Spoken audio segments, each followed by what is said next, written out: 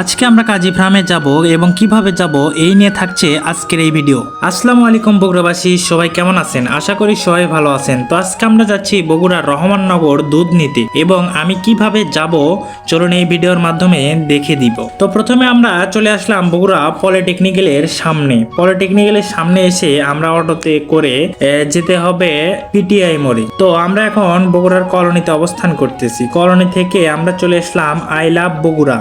এই নিয়ে থাকবে পরবর্তী কোনো এক ভিডিওতে। তো আমরা এখন রহমাননগরের সেই রাস্তা দিয়ে হাঁটতে শুরু করলাম। হাঁটতে হাঁটতে রাস্তা ফুর হচ্ছে না, রহমাননগরের সুন্দর একটা জায়গায় চলে আসলাম।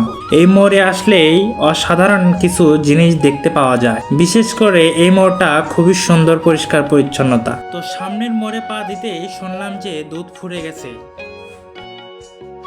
ছিলাম দুধ নিতে, তো আসার পরে দেখি দুধ ফুরে গেছে। খুবই আফসোস, এত পরিমাণ দুধ বিক্রি হয় এখানে। তো ভিডিওটি ভালো লাগলে অবশ্যই শেয়ার করে দিন।